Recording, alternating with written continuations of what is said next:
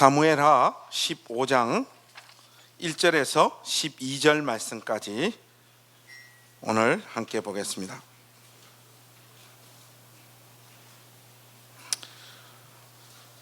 우리 1절부터 12절 말씀까지 우리 한 목소리로 한번 우리 온 가족들 한번 쭉 같이 읽어 내려갔으면 좋겠습니다.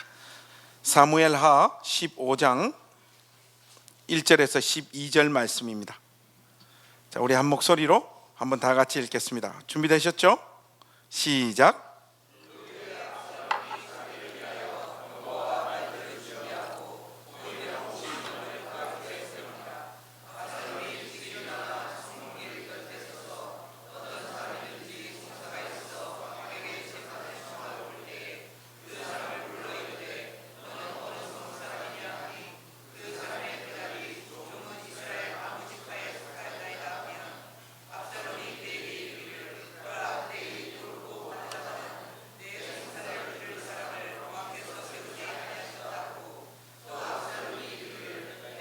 땅에서 재판관이 되고 누구든지 송사나 재판할 일이 있어 내게로 오는 자에게 내가 정의 베풀기를 원하노라 하고, 사람이 가까이 와서 그에게 절하려 하면 압살롬이 손을 펴서 그 사람을 붙들고 그에게 입을 맞추니, 이스라엘 무리 중에 왕께 재판을 청하러 오는 자들마다 압살롬의 행함이 이와 같아서 이스라엘 사람의 마음을 압살롬이 훔치니라.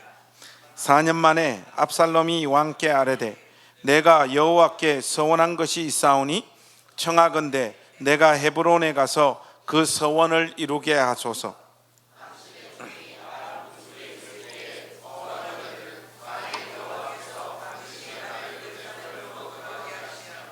내가 여호와를 섬기리이다 하였나이다. 왕이 그에게 이르되 평안히 가라 하니 그가 일어나 헤브론으로 가니라. 이에 압살롬이 정탐을 이스라엘 모든 지파 가운데 두루 보내기를, 너희는 나팔 소리를 듣거든 곧 말하기를 압살롬이 헤브론에서 왕이 되었다 하라 하니라. 그때 청함을 받은 200명이 압살롬과 함께 예루살렘에서부터 헤브론으로 내려갔으니 그들은 압살롬이 꾸민 그 모든 일을 알지 못하고 그저 따라가기만 한 사람들이라. 제사 드릴 때 압살롬이 사람을 보내 다윗의 모사 길로 사람 아히도벨을 그의 성읍 길로에서 청하여 온지라. 가는 일이 거감에 압살롬이 백성이 많아지니라. 아멘. 광고 말씀 좀 드리겠습니다. 여러분 주보를 좀 참조해 주십시오. 오늘 예배 오신 모든 분들 예수님 이름으로 환영합니다. 오늘 우리 가족들 오늘 출타하신 분들도 많지만 오늘 새 가족들이 많이 있습니다. 오늘 여러분들에게 좀 소개해 드리겠습니다. 우리 최지혜 자매님, 1년 전에 우리 교회 한번 오셨던 자매님이신데 그 유튜브로 설교를 듣고 계셨다가 오늘 이렇게 다시 저희 교회 이렇게 오셨고요. 그리고 우리 구현숙 자매님, 백준영 진영교회 우리 박영선 목사님 설교를 아주 많이 들으시고 그러신다는데 유튜브에 보면 박영선 치면 김관성이 연동돼 가지고 똥파리처럼 옆에 이렇게 같이 떠더라고. 그리고 우리 안금덕 권사님, 우리 주중에 신방할 일이 있어서 세브란스 병원에 이렇게 전사님하고 신방했었는데 그 오늘 이렇게 함께 예배 드리러 오셨습니다. 그리고 우리 황현자 집사님, 또 우리 아현성결교회 15년 동안 이렇게 다니셨는데 원흥 16단지에서 오늘 이렇게 같이 오셔서 함께 예배드리게 됐습니다. 여러분들 우리 모든 새 가족들 환영하면서 우리 박수 한번 하실까요? 광고 말씀 좀 드리겠습니다. 여러분 우리 교회 부엌에 가보시면 우리 부엌 바닥을 다 타일로 이렇게 바꾸고 싱크대도 좀 이렇게 양쪽에 다 이렇게 물이 나오도록 이렇게 새롭게 공사를 했습니다. 비용이 어마어마하게 많이 들어갔는데 우리 맹의균 집사님 가정에서 이 공사를 다 할 수 있도록 이렇게 헌금을 해 주셨습니다. 우리 집사님 가정에 감사의 말씀 드리고 또 공사거리가 있으면 말씀드리겠습니다. 우리 금요 예배에 점점 많은 분들이 이렇게 참여해 주셔서 감사한데 조금 더 와서 우리가 기도했으면 좋겠습니다. 우리 전사님께서 여기 충분한 찬양과 말씀이 이렇게 있는 시간이라고 하는데 말씀은 너무 충분해가 힘들어요. 조금만 짧게 해주셨으면 좋겠어요. 그래서 충분한 찬양과 적당한 말씀으로 어우러진 금요 기도의 시간, 여러분들 함께 오셔서 우리 교회를 위해서 또 우리 가정과 우리 개인의 기도 제목들 가지고 하나님 앞에 기도하는 일들 우리 교회가 좀 열심히 감당했으면 좋겠습니다. 이 일에 적극적인 참여를 부탁드리고요. 오후 성경 공부 예배는 하이델베르그 요리문답으로 우리가 계속해서 이렇게 진행되어지는데 함께 나누는 나눔 시간이 조금 짧은 것 같아요. 그래서 오늘부터 상황을 보고 나눔 시간을 이렇게 좀 늘리고 했으면 좋겠습니다. 정교인 탁구대회 2월 24일 날 있습니다. 우리 이원석 집사님 잘 준비돼 가고 있죠? 예, 좋습니다. 예선전 또 한대요. 그래서 곧 여러분들에게 자세한 것들 발표하겠습니다. 오늘 우리 가족들 앞에 우리 교회 등록을 했지만 아직 소개하지 못한 우리 새 가족, 우리 등록한 가족 한 가정 좀 소개하겠습니다. 우리 정호용, 김록희 집사님, 우리 잠깐만 앞으로 좀 나오시겠습니까? 예, 예, 예. 저희 교회 나오신 지는 꽤 오래되셨어요. 오래되셨는데 등록을 이렇게 했습니다. 여러분들 새 가족으로 환영해 주시고 주 안에서 서로 사랑하고 함께 잘 섬기고 주님 잘 섬겼으면 좋겠습니다. 예, 인사 한번. 예, 감사합니다. 그리고 봉사자들 안내하는 이 광고가 있습니다. 여러분 이 일들에 자원하셔서 함께 좀 참여해 주십시오. 우리 어제 교회 학교 교사들 이렇게 보니까 요즘 우리 청년들이 요즘이 아니라 전통적으로 보면 청년들한테 교회가 일을 너무 많이 시켜요. 그래서 아이들이 교회 오면 교회에서 좋아해요. 젊은 사람들이. 왜냐하면 일꾼 왔다고. 그래서 아이들이 너무 질려버려요. 교회 오는 게 너무 버겁고 힘든 거예요. 제가 개척 초창기 때부터 청년들에게 가급적이면 교회 일을 안 맡기려고 애를 썼는데 결국 시간이 지나니까 우리도 선생님들이 거의 청년들로만 이렇게 구성되어지는 것을 봅니다. 여러분 조금 자원해 주셔서 우리 아이들 섬기고 아이들 가르치는 일들에 관심 가져주시면 감사하겠습니다. 오늘 우리 주어진 이 본문 말씀 가지고 하나님 말씀 나누기 전에 우리 가족들하고 한번 인사 나누고 우리 하나님 말씀 함께 듣도록 하겠습니다.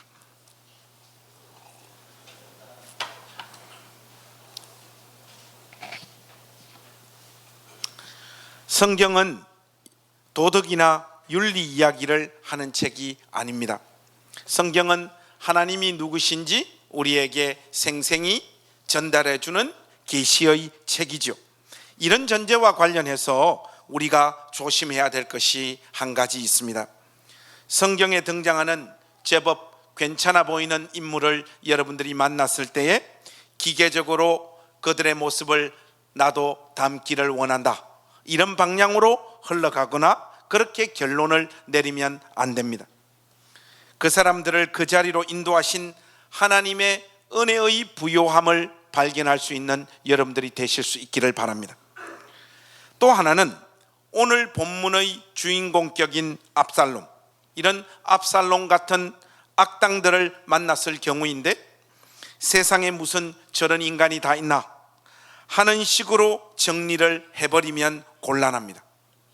지독하고 집요하고 끈질긴 압살롬의 죄의 양상이 저와 여러분들의 삶에도 고스란히 나타나고 있음을 분명히 확인하십시오.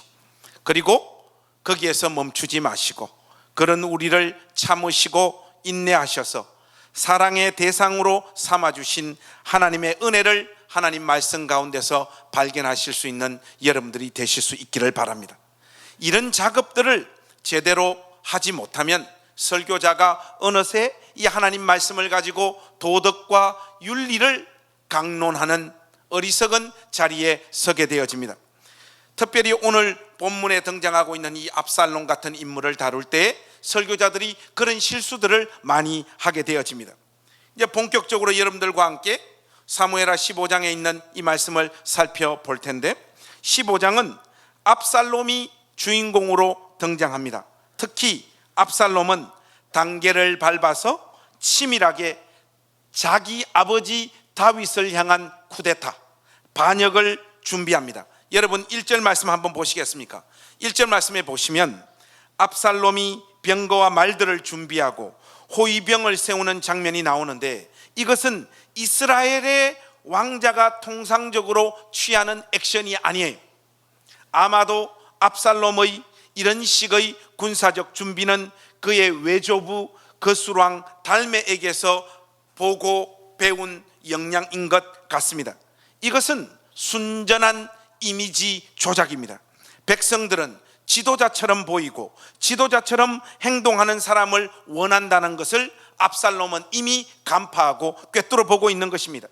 카리스마 넘치는 외모에 50명이 넘는 수행원을 거느리고 다니는 이런 식의 모습은 자신의 야망을 반드시 구현하고야 말겠다는 분명한 목표를 가진 의도적인 행동이 틀림없습니다.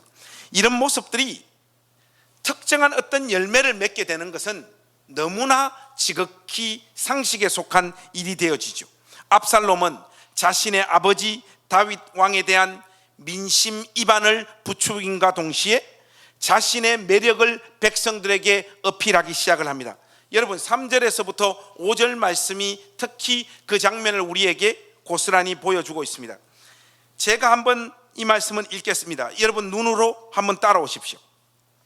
압살롬이 그에게 이르기를, 보라, 내 일이 옳고 바르다마는 내 송사를 들을 사람을 왕께서 세우지 아니하셨다 하고, 또 압살롬이 이르기를, 내가 이 땅에서 재판관이 되고 누구든지 송사나 재판할 일이 있어 내게로 오는 자에게 내가 정의 베풀기를 원하노라 하고, 사람이 가까이 와서 그에게 절하려 하면 압살롬이 손을 펴서 그 사람을 붙들고 그에게 입을 맞추니, 이렇게 말합니다.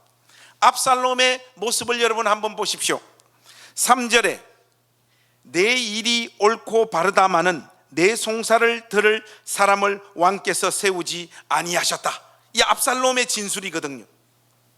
백성들의 처지와 형편을 있는 그대로 이해해 주는 척 하면서 자기 아버지 다윗을 돌려 까고 있습니다. 그러면서 4절에 그런 가슴 아픈 사연을 가진 사람이 있다면 자신에게 오면 자신이 정의를 베풀어 주기를 원한다, 그렇게 말하고 있어요.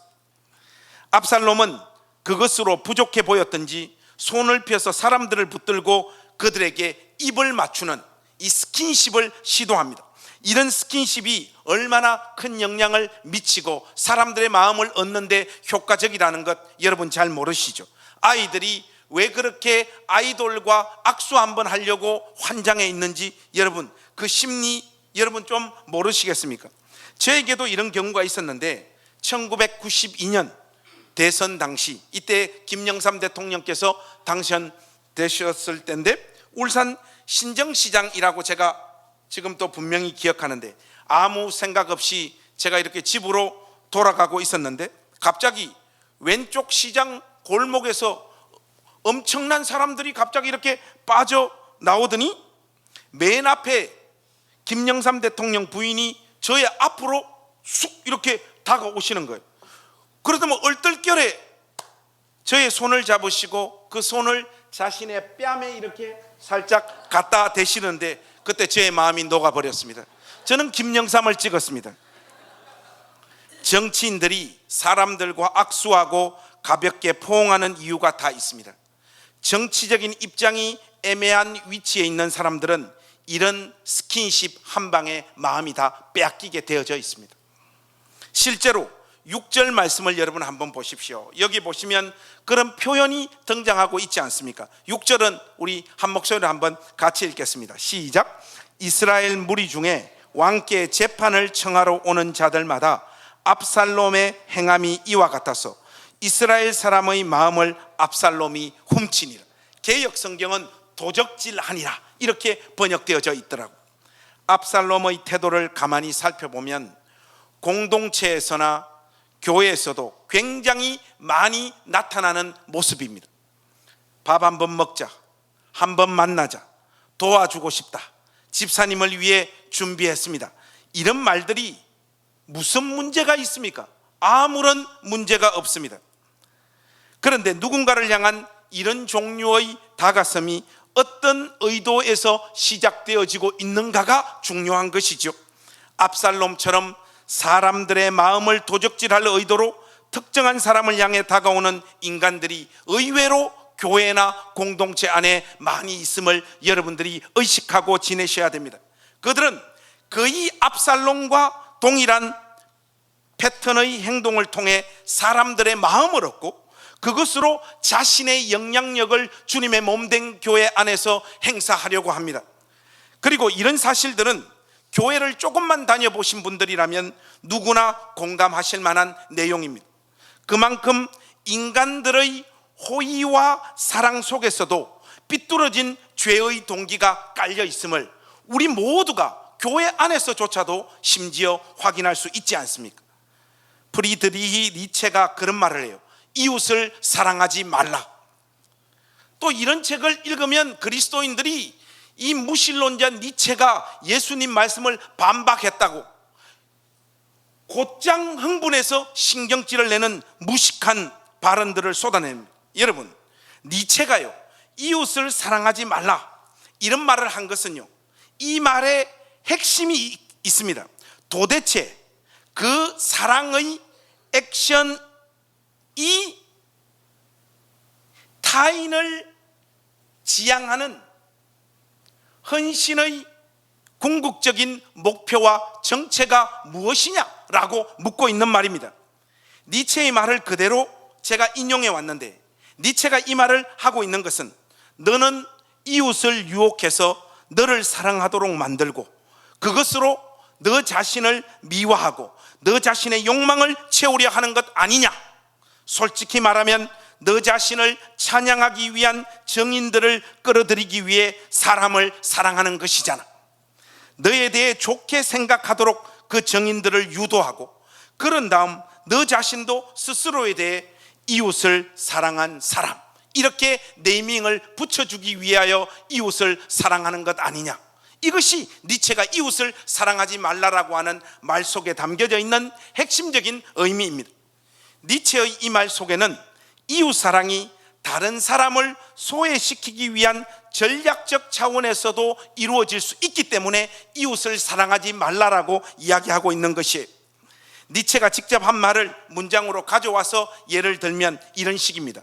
5사람이 한 자리에 모이면 6번째 사람은 항상 매장되지 않을 수 없다. 이것이 니체가 쏟아놓고 있는 말의 핵심입니다. 실제로 압살롬의 움직임은 하나님께서 기름 부어 세우신 다윗을 소외시키기 위한 전략이지 않습니까? 이웃을 사랑함으로써 이웃 아닌 자를 왕따시킬 생각이라면 차라리 고독을 택하는 것이 더 낫다. 이것이 니체가 이웃을 사랑하지 말라라고 하는 말 속에 담겨져 있는 의미입니다. 압살롬과 같은 성향을 가진 인간들은 주변 사람들의 평가에 아주 예민하고 무엇보다 비슷한 사람들과 결탁해서 자기 힘을 과시하려고 몸부림을 칩니다. 압살롬의 인식의 출발점을 여러분 한번 살펴보십시오. 자기 아버지 다윗이 자신의 친누이 다말의 강간 사건을 공의와 정의의 관점에서 처리하지 않았다라는 불만에서 시작되어지고 있는 행동이지 않습니까? 이게 왜 무서운 생각인가 하면 틀린 말이 아니기 때문에 이들은 명민하고 예민해서 근거 없는 이야기를 한다든지 어설픈 논리를 토하지 않습니다. 그러나 그 시각의 가장 큰 문제는 자기 꼴은 보지 못한다는 것이에요. 결국 자신도 암논을 죽인 살인자이지 않습니까? 더구나 용서받고 외조부의 집에서 왕궁으로 다시 돌아오도록 허락을 받은 그 은혜는 기억하지 못하는 것입니다. 무엇보다 압살롬의 가장 큰 문제는 아버지 다윗 왕이 다말의 강간 사건을 제대로 처리하지 못한 그 사건으로 인한 분노의 정서를 그 일에 별로 관심이 없는 백성들도 똑같이 느끼도록 부추긴 것이에요. 백성들은 별로 그런 일에 관심도 없고 그런 일을 생각조차 해보지 않았는데 어려운 처지에 있는 사람들에게 다가가서 우리 아버지가 판관을 제대로 세우지 않고 있어서 너의 송사건을 제대로 처리하실 분이 아니다, 심지어 아들 일에도 관심이 없다, 이런 식으로 자기의 불만과 자기의 느낌을 가지고 사람을 부추기고 선동해서 그들의 마음을 빼앗고 있는 것, 이것이 압살롬의 죄악의 핵입니다. 어떤 사안과 사람에 대해 상대방은 별로 그렇게 생각하지도 않고 그런 마음이 전혀 없는데도 불구하고 한 상태인데, 사실을 자기 식대로 조금씩 비틀어 각색한 이야기를 가지고 그 관심 없는 사람에게 찾아가서 자기 관점의 이야기들을 토해놓기 시작하면 관계가 나쁜 사람이 아닌 이상 정말로 그런 일이 있었어? 사실 나도 약간 그렇게 생각했는데 하는 정도의 반응은 누군가로부터 얻을 수가 있습니다. 압살롬이 다윗을 향해 쿠데타를 시도하고 그것이 실제로 먹혀 들어가게 된 결정적인 배경은 압살롬에게 마음을 빼앗겨버린 백성들에게 있는 것이에요. 이 백성들이 압살롬의 의도를 꿰뚫어보지 못했습니다. 하루 벌어 하루를 견디는 민중들이 왕의 일에 얼마나 큰 관심을 가지고 자기의 인생을 살아가겠습니까? 압살롬은 어쩌면 그런 백성들의 형평과 인식의 수준도 이미 파악하고 있었을 가능성이 많습니다. 그러니까 막 밀어붙이는 것이죠. 이 백성들의 상태에 대해서 11절 말씀이 우리에게 아주 의미 있는 표현으로 이렇게 묘사하고 있어요.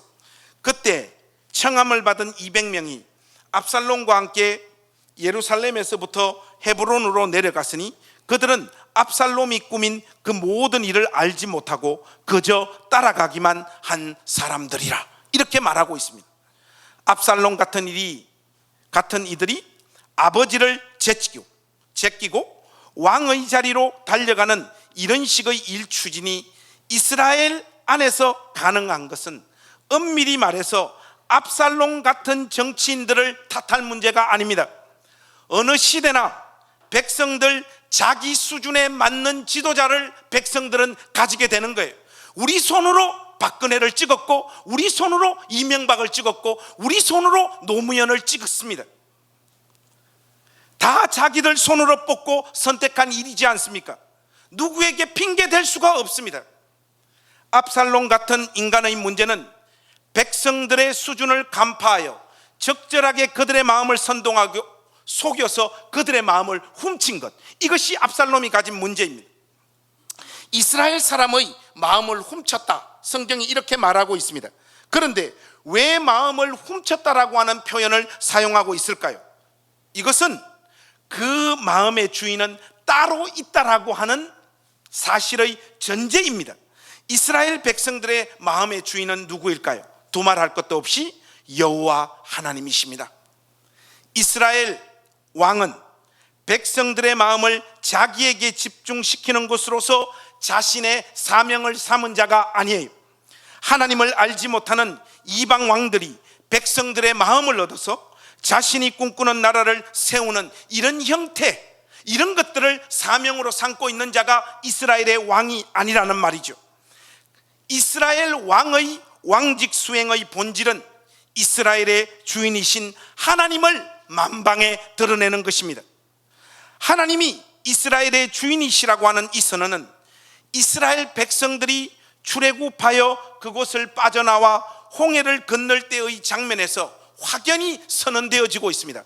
여러분 성경을 잠깐 한번 건너뛰겠습니다. 출애굽기 15장 16절에서 18절 말씀 한번 보십시오. 출애굽기 15장 16절에서 18절입니다. 출애굽기 15장 16절에서 18절 말씀. 여러분들 우리 한 목소리로 16절에서 18절 말씀 같이 한번 읽겠습니다. 시작. 놀람과 두려움이 그들에게 임하매 주의 팔이 크므로 그들이 돌같이 침묵하여 싸우니 여호와여 주의 백성이 통과하기까지 곧 주께서 사신 백성이 통과하기까지였나이다. 주께서 백성을 인도하사 그들을 주의 기업의 산에 심으시리이다. 여호와여 이는 주의 처소를 삼으시려고 예비하신 것이라. 주여 이것이 주의 손으로 세우신 성소로소이다. 여호와께서 영원 무궁하도록 다스리시도다 하였더라. 이스라엘은 하나님이 어린 양의 피로 살려낸 민족이고 하나님께서 그들을 피로 값주고 사신 하나님의 소유된 백성들입니다. 그들에 대한 소유권과 그들을 어떻게 사용하는 사용 용도에 대한 정권이 하나님께 있다라고 하는 선언이에요. 이스라엘의 왕은 이 사실을 분명하게 인식하고 있어야 하고 자신의 전생애 동안 왕직을 수행하는 동안 그분만이 이스라엘의 참된 왕임을 그의 왕직 수행을 통하여 온전히 펼쳐 보여야 됩니다. 모든 사람들의 마음이 그들을 어린 양의 피로 사셔서 이미 그들의 주인이 되신 하나님을 향하도록 다스리고 권면하는 것이 이스라엘의 왕의 고유한 역할입니다. 목회도 여러분 비슷합니다. 제가 초년병 시절에 진지하게 저에게 목회적인 코치를 해주신 목사님들이 참 많아요. 이 목사님들이 한결같이 하는 말이 무엇인가 하면 성도들의 마음을 얻어야 된다는 것입니다. 제가 잘하든 못하든 항상 저의 곁에서 저를 지지해주고 저와 함께할 사람들이 없으면 목회가 어렵다는 것이에요. 그래서 김 목사가 무엇을 하더라도 지지해 줄 수 있는 핵심 그룹들이 있어야 된다. 이런 조언들을 목사님들이 참 많이 해주셨습니다. 현실 교회에서는 다 맞는 말이에요.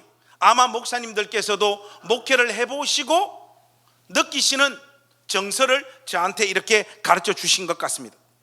저도 저 좋다는 사람이 좋고 저 싫다는 사람이 싫어요. 그런데 교회가 언제 망하는지 여러분 아십니까?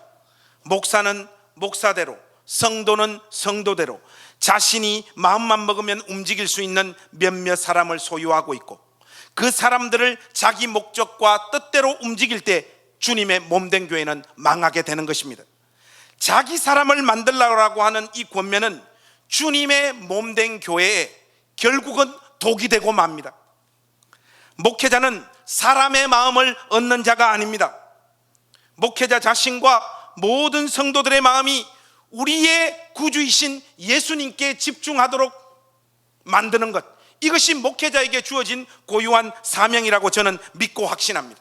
그래서 십자가 안에서 하나 되는 공동체가 참된 교회이지, 자기 사람들을 만들어 그들 중심으로 교회를 팍팍 운영하고 돌리는 공동체는 반드시 그 교회를 통하여 나쁜 결과물들이 도출되어질 수밖에 없습니다. 이런 식의 목회 방법은 압살롬이 오늘 본문을 통하여 걸어갔던 폐역의 길입니다. 이런 식의 사고방식에 사로잡힌 압살롬은 이제 4년을 넘게 준비한 이 쿠데타, 이 반역을 과감하게 시도하는데 7절에서부터 8절 말씀에 이 내용이 자세하게 나와 있습니다. 여러분 7절과 8절 말씀은 우리 한 목소리로 한번 같이 읽겠습니다. 7절 8절 같이 읽겠습니다. 시작. 4년 만에 압살롬이 왕께 아뢰되 내가 여호와께 서원한 것이 있사오니 청하건대 내가 헤브론에 가서 그 서원을 이루게 하소서. 당신의 종이 아람 그술에 있을 때 서원하기를 만일 여호와께서 반드시 나를 예루살렘으로 돌아가게 하시면 내가 여호와를 섬기리이다 하였나이다.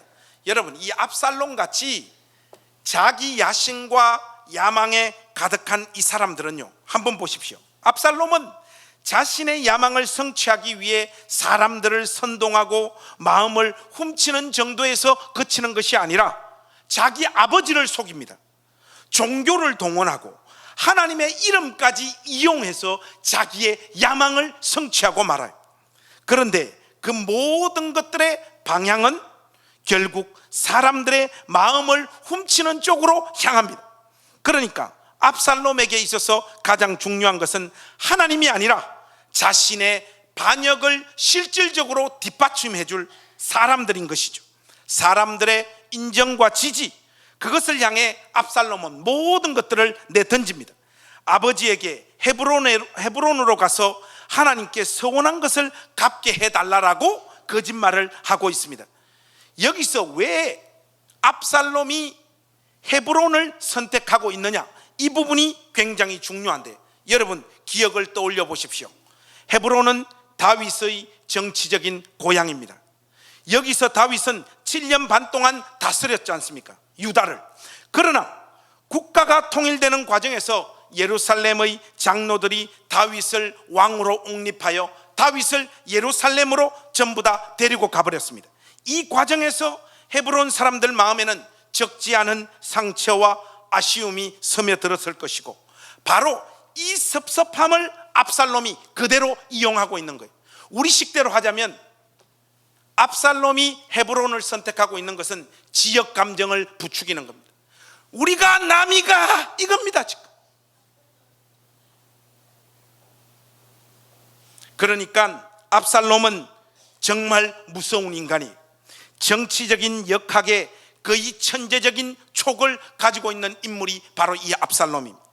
어떤 일을 했을 때 사람들의 반응이 어떻게 나타날 것인가, 지금은 무엇을 해야 하는가, 누구의 마음을 어떤 방식으로 얻어야 되는가, 종교는 언제 이용하고 하나님의 이름은 언제 어떤 타이밍에 백성들에게 쏟아 놓아야 되는가, 그리고 결정적인 타이밍은 언제인가, 이런 일들의 천재적인 촉을 가지고 있었던 인물이 바로 이 압살롬이란 말이죠. 압살롬은 다윗의 재가를 얻어 합법적으로 헤브론에서 종교적인 연회를 개최합니다. 물론 그 행사에 참여한 사람들은 무슨 목적으로 이런 행사가 진행되어지고 있는지도 모르고 그냥 따라갔던 사람들이 200명이라고 성경이 말하고 있어요. 압살롬은 이 행사를 헤브론에서 진행시킨과 동시에 이스라엘 전역의 12지파의 사람들을 보내어서 나팔 신호가 떨어진과 동시에 압살롬이 헤브론에서 왕이 되었다라고 하는 속보를 전국에 외치도록 조치를 취해놓고 있습니다. 이미 헤브론에서의 공식 취임을 선언하는 행사가 있기 전에 백성들의 마음을 상당히 훔친 상태였기 때문에 압살롬의 이 작전은 많은 지파 사람들에게 스며들고 실질적인 지지를 얻게 되어집니다. 12절에 그런 분위기가 확연하게 우리에게 소개되어지고 있어요. 12절 말씀 여러분 한번 보시면 이렇게 나와 있죠. 제사 드릴 때 압살롬이 사람을 보내 다윗의 모사 길로 사람 아히도벨을 그의 성읍 길로에서 청하여 온지라. 반역하는 일이 커감에 압살롬에게로 돌아오는 백성이 많아지니라. 그가 치밀하게 계획하고 준비했던 모든 절차들이 있는 그대로 진행되어졌고, 그의 예상 그대로 백성들의 실질적인 지지와 인정들도 얻게 되어지는 그 장면입니다. 헤브론에서 벌어지는 종교 행사와 이스라엘 12지파 가운데 선포되어진 압살롬이 왕이 되었다라고 하는 이런 선언은 일반적인 시각에서 볼 때는 이스라엘 안에서 벌어질 수 없는 외침이에요. 왜냐하면 이스라엘 백성들이 드리는 예배에서 특정한 사람이 왕이 되었다라고 하는 선포는 나올 수 없는 발언이거든요. 여러분들이 사무엘 상하를 한번 쭉 읽어보시면 다윗의 생애에서 다윗 자신이 이스라엘의 왕이 되었다라고 스스로를 선언하고 있는 장면이 있는지 한번 확인해 보십시오. 단 한 구절도 찾을 수가 없습니다. 예배 시 사용되어지는 시편을 주목해서 보시면 하나님이 왕위에 오르신다거나 하나님은 왕이시다라고 하는 표현이 지배적입니다. 이것이 이스라엘 백성들이 하나님 앞에 드리는 예배의 중요한 특징들 중에 하나입니다. 이런 것이 분명한 기저이고 사실임에도 백성들 마음에는 압살롬의 그동안의 작업으로 인해 더 이상 다윗의 통치로는 하나님의 왕대심을 정언하기에는 지나치게 다윗은 결함이 많고 다윗은 일관성이 결여되어 있어 하나님께서 능력 있고 준비된 압살롬을 통하여 새 나라를 세우시기로 작정하셨다라고 압살롬의 이 종교적인 행사와 압살롬은 왕이 되었다라고 하는 이 외침이 그런 식으로 백성들의 의식 속에 들어가 버린 것 같습니다. 마음이 특정한 사람에게 넘어간 사람들에게는 대의 명분이라든지 팩트라든지 하나님의 말씀이라든지 정의와 공의라든지 심지어 하나님 이름조차 별 의미가 없어져 버립니다. 백성들의 마음은 완전히 압살롬에게로 원사이드하게 쏠려가고 있습니다. 심지어 여러분, 하나님으로부터 온 지혜를 가진 인물이라고 하는 아히도벨까지도 압살롬의 이 작전에 말려들어서 다윗의 최고의 책사였던 아히도벨까지 압살롬에게 마음이 뺏겨버린 것을 성경이 오늘 우리에게 증언하고 있지 않습니까? 오늘 본문이 우리 행신교회에게 던지는 메시지는 무엇일까요? 이 무시무시한 내용입니다. 여러분, 죄는 우리가 분명하게 인식하는 방법으로 우리에게 다가오거나 우리를 찾아오지 않습니다. 이 사실을 꼭 기억하십시오. 죄는 꽤 아름답고 정당성을 부여할 만한 형식과 모양을 가지고 저와 여러분 삶을 찾아온다는 사실을 반드시 기억하십시오.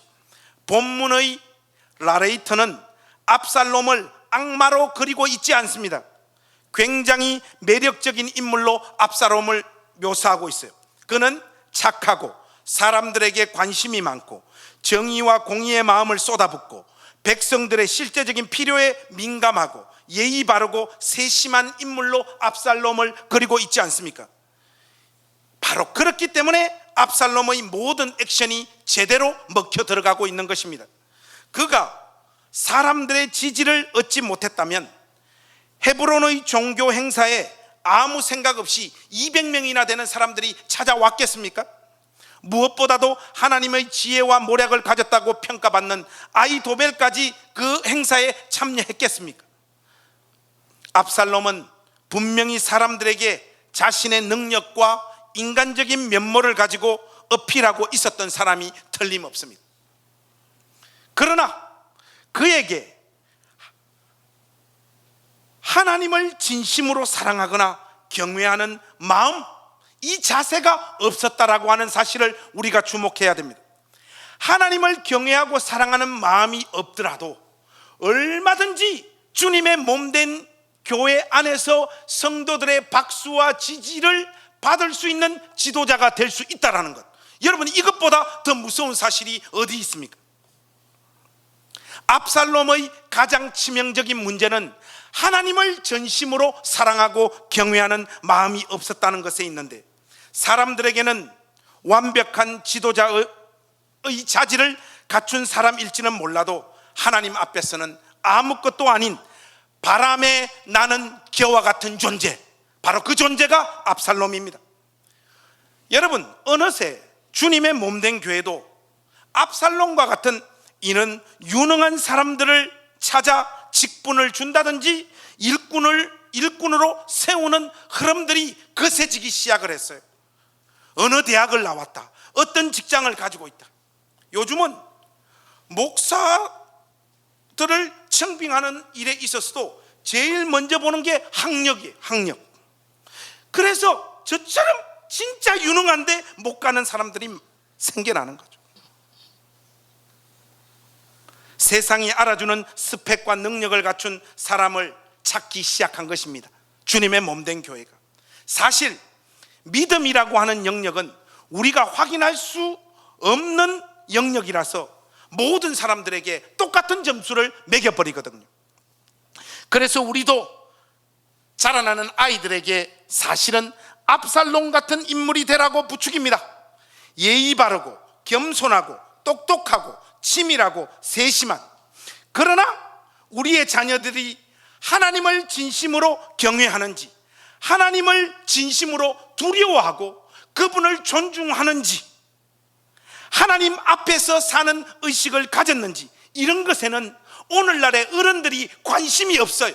특별히 주님의 몸된 교회 권속들이 이런 일에 관심이 없습니다. 여러분, 이 사실을 명심하십시오. 예의 바르고 겸손하고 똑똑하고 치밀하고 세심한 사람, 그러나 하나님을 경외하지 않는 인간들이 이 세상에서 가장 악질적인 프로젝트를 자기의 생애를 통하여 수행하다가 허무하게 죽는다는 사실을, 결국 압살롬이 믿을 수 있었던 것은 자기 자신밖에 없었습니다. 당연히 그의 생애의 목표는 하나님과는 아무런 상관없는 것들로 채워질 수밖에 없고, 그것을 인간적인 모략으로 이루려고 몸부림치는 서글픈 인생이 되고 말았어요. 오늘 우리 시대의 교회에 속한 부모들도 자기 자식들 향하여 쏟아놓고 있는 기도의 제목들이 전부 다 이런 식이지 않습니까?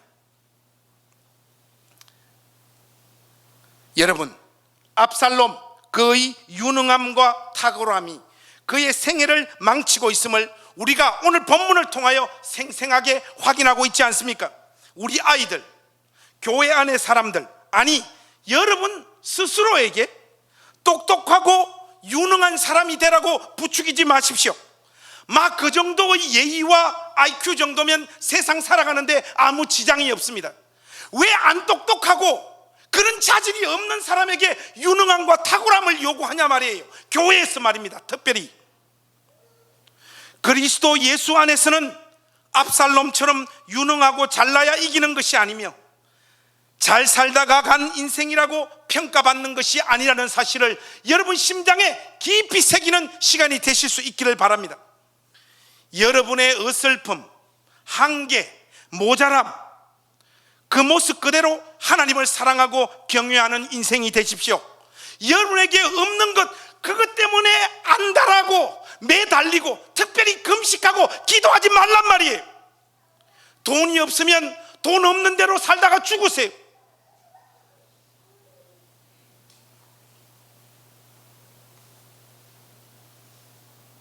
기도를 통하여 여러분의 삶의 형편을 뒤집어 엎어서 무사람들에게 박수받고 인정받는 그 삶을 쟁취하는 것이 기독교 신앙이 아닙니다. 못나면 못난 대로 살다가 가면 되는 거예요. 그런 인생들 위에도 하나님께서 은혜를 부으신다고 하는 것이 우리의 신앙의 고백이지 않습니까? 여러분 혹시 금각사라고 하는 책 읽어보셨습니까? 마시마 유키코의 소설 금각사. 저는 이상하게 일본 소설들이 참 재밌어요. 우리 조상의 친일파가 있는지. 금각사에 나오는 주인공 이름이 미조구치예요. 이 미조구치는 말을 더듬는 장애가 있는 사람입니다. 미조구치는 말을 더듬는 컴플렉스 때문에 학교 생활에도 자신이 없었고 친구들을 사귀는 일에도 여의치 않았습니다. 말을 더듬지 않으려고 애를 쓰면 쓸수록 오히려 더 심하게 말을 더듬을 뿐이고, 그럴수록 삶에 대한 자신감도 그만큼 낮아졌습니다. 어느 날 이 미조구치에게 가시와기라는 기이한 친구가 나타납니다. 이 가시와기는 심한 안짱다리를 가지고 있는 아이였는데, 그는 걸을 때마다 온몸을 좌우로 심하게 흔들면서 걸었습니다. 그 모습은 누가 봐도 우스꽝스러운 모습이에요.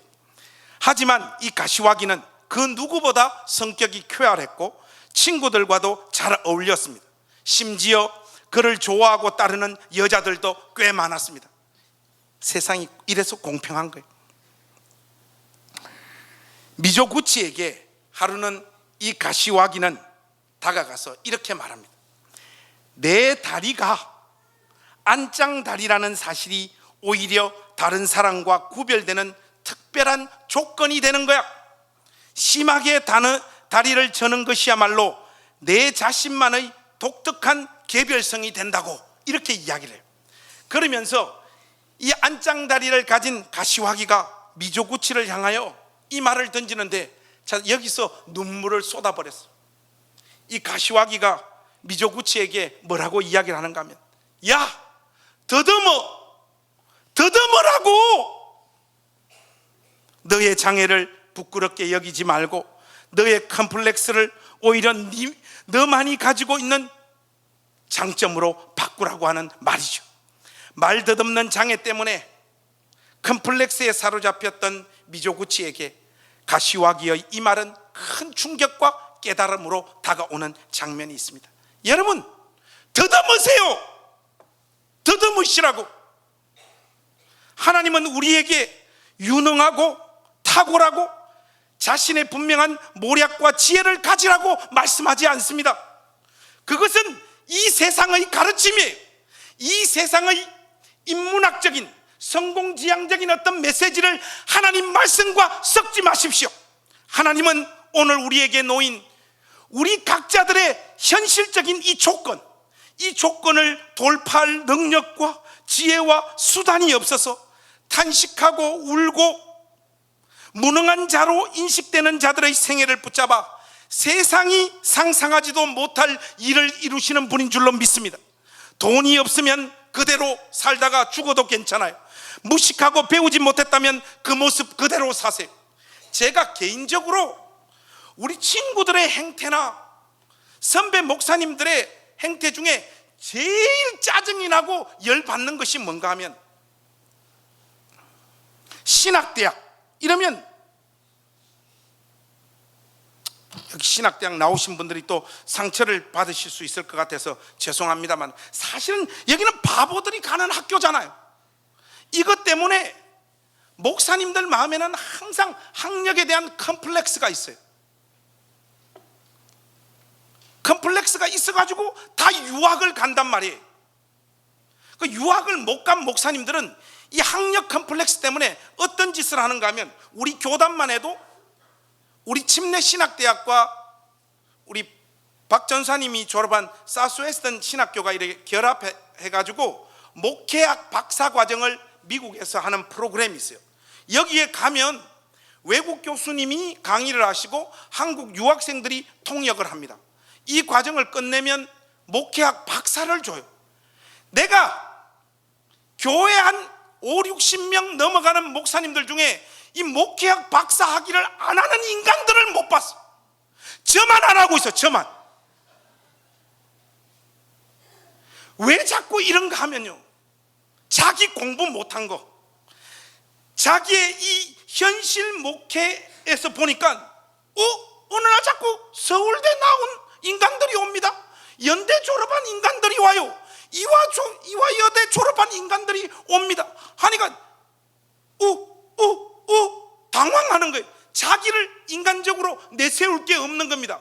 하다 보니까 사우스 웨스턴 목회학 박사 그거 하나 걸어놓는 거란 말이죠. 여러분, 성도들이 짱구입니까? 그거 다 당신들이 받는 학위라는 거 모르냐 말이에요. 사랑하는 행신교회 가족 여러분, 여러분들이 아무리 몸부림쳐도 바뀌어지지 않는 여러분들의 그 조건 있잖아요. 현실적인 조건. 마치 저 같은 사람이 서울말을 쓰려고 아무리 애를 써도 안 되는 이런 조건들이 있잖아요. 가난을 벗어나 보려고 몸부림쳐도 안 되고, 삐뚤고 모난 성격, 부모님으로부터 또 자라면서 형성되어진 그 모나고 삐뚤어진 어떤 성격들, 경제적으로 곤란한 것들, 많이 배우지 못한 것들, 그런 것들로 인해서 우리는 탄식하고 괴로울 수밖에 없습니다. 그리고 우리는 괴로워하면서 그 길을 통과해요. 그러나 여러분, 이 사실은 잊지 마십시오. 그런 현실적인 조건이 하나님의 영광을 드러내는 일에 장애물이 되는 것이 아닙니다. 여러분, 하나님은 우리의 그 현실적인 조건을 뚫어 들어오셔서 말도 안 되는 우리의 생애를 붙잡아 하나님 스스로 영광 받으시는 일에 재료와 도구로 사용하시는 분이라는 것을 우리가 잊지 않아야 됩니다. 우리가 자꾸 여기에 마음을 빼앗기다 보니까 누구의 길을 갑니까? 압살롬의 길을 갑니다.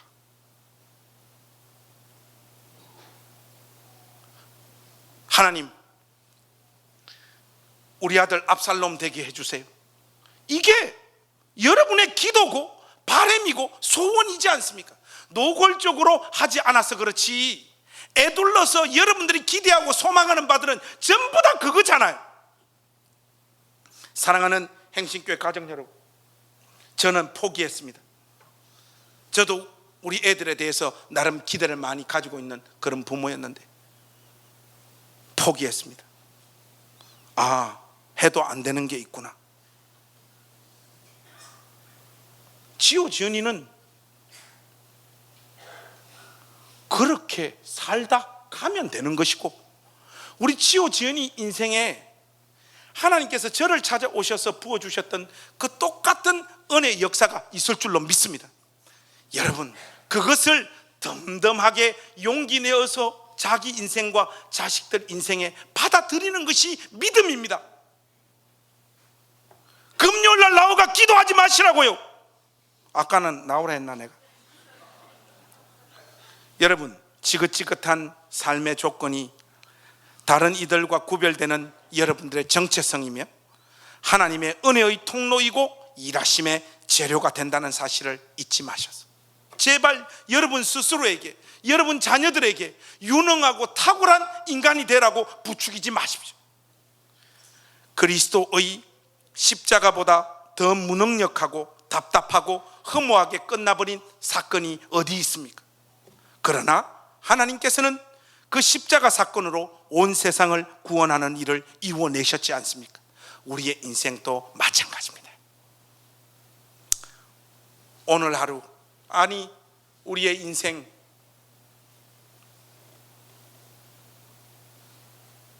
뒤돌아보면서 여러분 심령 안에서 가장 갈급하게 소원하고 갈망하고 꿈꾸고 내려놓고 싶은데 내려놔지지 않는 진짜 간절한 소원이 무엇입니까, 여러분?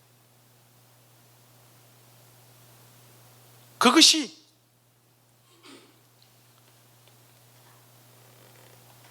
압살롬이 아버지를 쳐서 왕이 되고자 했던 그 길과 무엇과 어떤 점에서 차이가 납니까?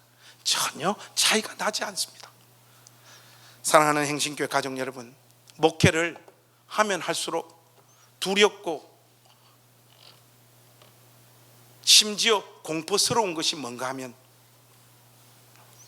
저의 20대, 30대, 심지어 40대 초반까지 저 마음 가운데 없었던 죄의 소욕들, 욕망들이 저를 막 휘잡아서 와. 책을 써서 이름이 나고 교회를 개척해서 사람들이 모여서 교회가 자립하고 여기저기서 박수를 쳐주고 인정해주는 그런 흐름을 타기 시작을 하니까 저의 인생이 어디로 어떻게 흘러가는지 모르겠어요. 이번 주 중에 저기 강서에 개척을 한 손성찬 목사님한테 전화를 와서 개척교회 열심히 하라고 격려를 하면서 마음을 터놓고 이야기할 수 있는 분이어서 제가 마음을 터놓고 이야기를 했어요. 손 목사, 내가 아무래도 위험해진 것 같다. 왜 그런가 하니까 마음을 못 잡겠어.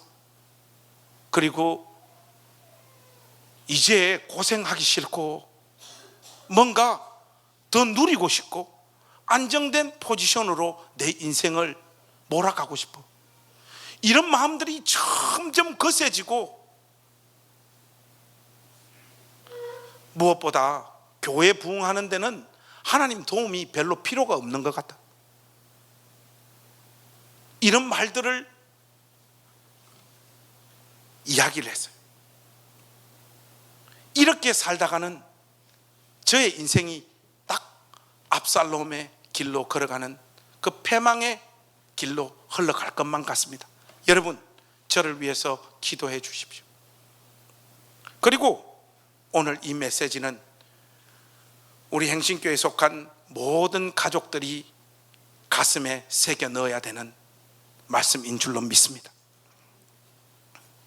자칫 정신줄 놓아버리면 어느 순간 가장 아름답고 멋진 모습으로 내 인생을 꾸미고 채워서 하나님은 배제시키는 이 결과물들을 가지고 자기 인생을 노래하고 찬양하는 서글픈 인생이 된다라는 사실을 잊지 마시고 두렵고 떨리움으로 여러분들의 구원을 이루어가는 복된 믿음의 사람들 되어 주시기를 우리 주님의 이름으로 축복합니다.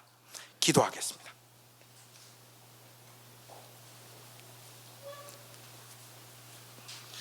하나님, 오늘 압살롬의 모습을 우리 공동체가 함께 살펴보았습니다. 그가 얼마나 유능하고 탁월하고 세심하고 사람을 사랑하고 사람의 필요를 채웠고 그것들로 인하여 무사람들의 인정과 지지를 받으며 헤브론에서 왕으로 등극하는 모습까지 오늘 정리를 했습니다. 하나님, 이 사실이 섬뜩한 것은 우리의 마음의 소원이 너무나 압살롬과 닮아 있어서 압살롬처럼 되고 싶은 것입니다. 하나님, 우리 스스로도 다스려지지 않는 우리의 이 마음을 쪼개어 주시옵소서. 무엇보다도 하나님께서 우리에게 한없는 은혜를 베푸셔서 압살롬과 같이 살지 못하게 하시려고 우리 생애에 부어주신 고난과 탄식과 눈물을 기도를 통하여 뒤집어 엎어서 다시 압살롬의 길로 걸어가고자 하는 이 시도들이 우리 안에서 멈출 수 있도록 도와주시옵소서.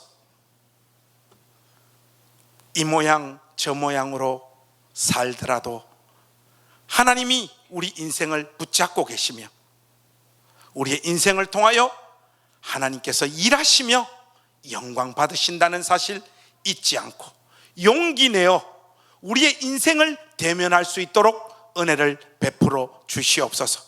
하나님, 오늘 이 하루도 눈물을 흘려야만 한 발짝 내디딜 수 있는 우리 가족들이 있습니다. 그들에게 찾아가 주셔서 분명하게 말씀하여 주시옵소서. 실패한 인생이 아니라고, 잘못 살아서 얻는 삶의 결과물이 아니라고 하나님 분명히 말씀해 주셔서 그 말도 되어지지 않는 삶의 환경 속에서도 믿음으로 오늘 하루를 또 살아낼 수 있도록 그들을 격려하여 주시옵소서. 우리 모두들을 격려하여 주시옵소서. 예수님의 이름으로 간절히 기도하옵나이다. 아멘. 자리에 일어나셔서 우리 마지막으로